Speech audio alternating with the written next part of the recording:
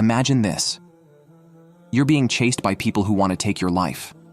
They're angry, relentless, and their numbers grow by the hour. You're exhausted, and your only hope is to find a safe place to hide, even if just for a moment. This is where our story begins. It was the year of Hijra, a turning point in the history of Islam. The Prophet Hazrat Muhammad was fleeing Mecca with his closest companion, Abu Bakr, after facing increasing hostility from the Quraysh tribe. They had plotted to kill him, but Allah had other plans.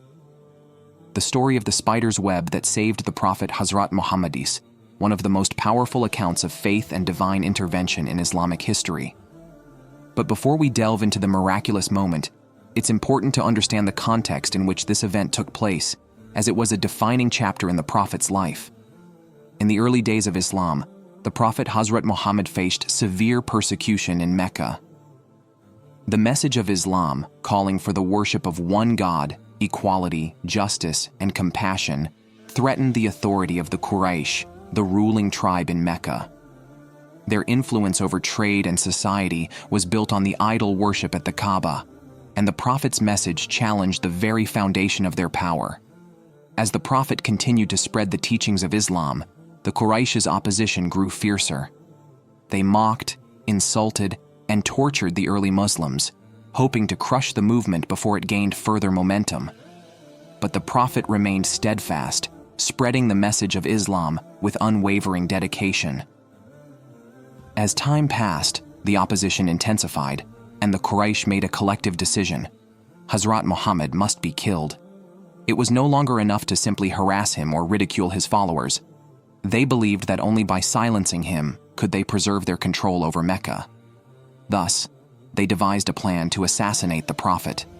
They chose strong, ruthless men from each of the major clans of the Quraysh, intending to make the attack a joint effort so that no single clan could be held accountable for the murder. However, Allah, in His infinite wisdom, revealed their plot to the Prophet through the angel Jibreel. The Prophet knew it was time to leave Mecca and make the Hijra to Medina, where the people had already accepted Islam and promised to protect him. On the night of the planned assassination, the Quraysh surrounded the Prophet's house, waiting for him to come out so they could strike. But the Prophet had already devised a plan of escape. He asked his cousin, Hazrat Ali, to sleep in his bed, covering himself with the Prophet's cloak. As the assassins peered through the door, they saw what they believed to be Hazrat Muhammad asleep, unaware that the Prophet had already slipped out unnoticed. The Prophet and his closest companion, Abu Bakr, quickly left the city under the cover of darkness. Their goal was to head north to Medina, a journey of over 300 kilometers. But first, they needed a safe place to hide.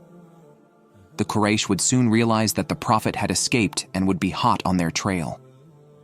This is where their journey led them to the Cave of Thawr, a small cave nestled in the rugged mountains just outside of Mecca. It wasn't much, but it provided shelter, and for now, that was all they needed. As the Prophet and Abu Bakr entered the cave, they knew it was only a matter of time before the Quraysh would come searching for them. The cave was small and would easily be discovered if the soldiers looked inside. Abu Bakr was deeply concerned. Even though his faith in Allah's protection was firm, he couldn't help but worry. He turned to the Prophet and said, "O Messenger of Allah, if they just look down at their feet, they will see us." In that moment of vulnerability, the Prophet Muhammad reassured his companion with the words of faith, saying, "Do not be afraid, for Allah is with us." Surah At-Tawbah 9:40. Meanwhile, Allah was already setting a miraculous plan in motion. Outside the cave, a humble spider began to spin its web across the entrance. With delicate precision, it weaved intricate silk patterns, slowly covering the mouth of the cave. But that wasn't all. Allah also sent 2 pigeons to build a nest at the entrance of the cave, and they laid eggs there. To any passerby, it appeared as though the cave had been undisturbed for days, perhaps even weeks. Surely, no one could be hiding inside. Soon after, the Quraysh soldiers arrived at the cave. They scoured the area, looking for any trace of the Prophet. When they came upon the Cave of Thor, they paused. the spider's web was fully intact, and the pigeons sat peacefully in their nest. There's no way anyone could be inside, the soldiers thought. The web would have been broken, and the pigeons would have flown away. Satisfied that the cave was empty, the Quraysh turned away and continued their search elsewhere.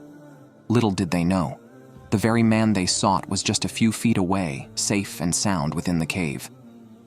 The simple spider's web and the pigeons had, by the will of Allah, shielded the Prophet from certain death.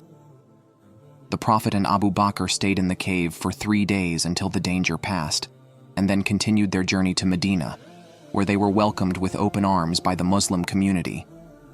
The Hijra marked the beginning of a new era for Islam, and the rest, as they say, is history. The miraculous protection of the Prophet through the spider's web became a symbol of Allah's care for his messenger. It showed that even in the face of overwhelming odds, Allah's help can come in ways that we may never expect. For centuries, Muslims have drawn strength from this story. It reminds us that no matter how small or insignificant something may seem, if Allah wills, it can play a crucial role in shaping the course of history.